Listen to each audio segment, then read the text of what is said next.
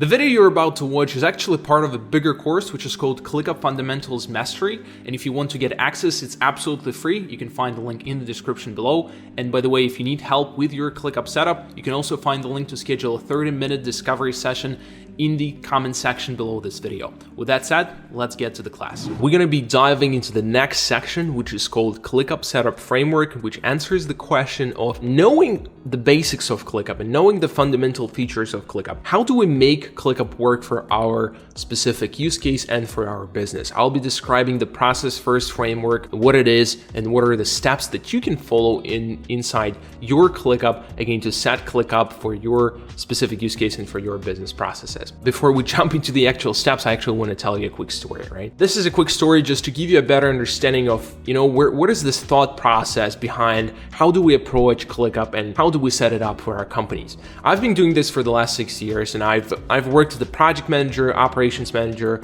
I've done work specifically as ClickUp setup specialist.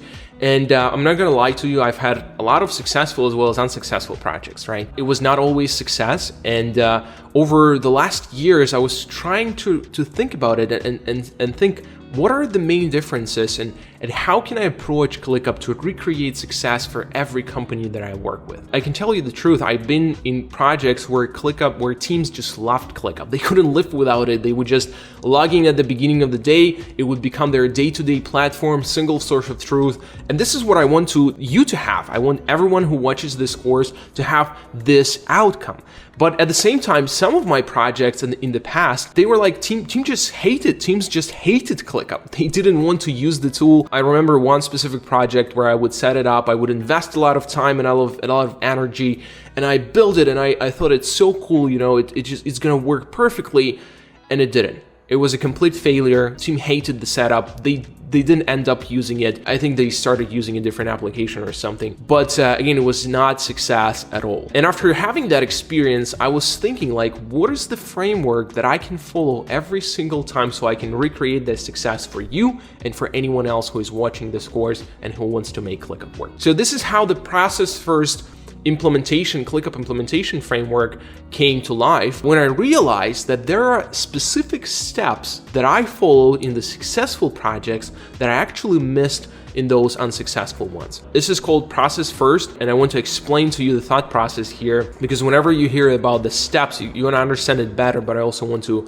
explain where it's coming from. The process first is because many times for the unsuccessful projects, I was focusing on ClickUp. I was thinking in terms of what features and functionalities can we use, let's use this AI capability or this AI feature, or let's use this specific automation or something like that, something that was attractive, that was shiny feature, that was attracting not only my attention, but team's attention, and everyone wanted to use it. In those cases, I started with the product question in terms of like, this is ClickUp feature that we want to use.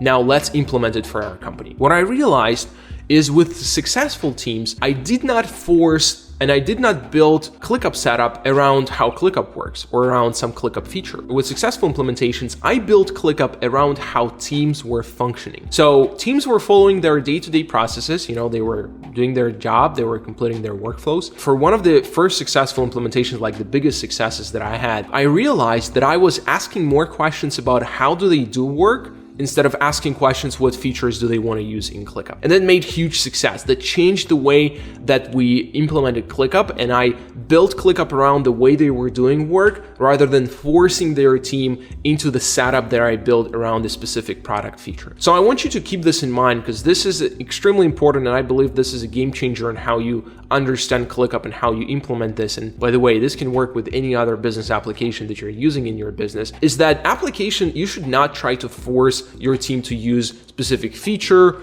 or to do work specifically to how that product, whether it's ClickUp or something else, dictates it. But you should try to build and help set up these applications to support the way your team is already doing the work. Because most likely, listen, people who are working with you in your team, they're most likely know what they're doing, right? They're professionals in what they do. They've done this for a couple of months, maybe years. So we don't really want to question that and to break that.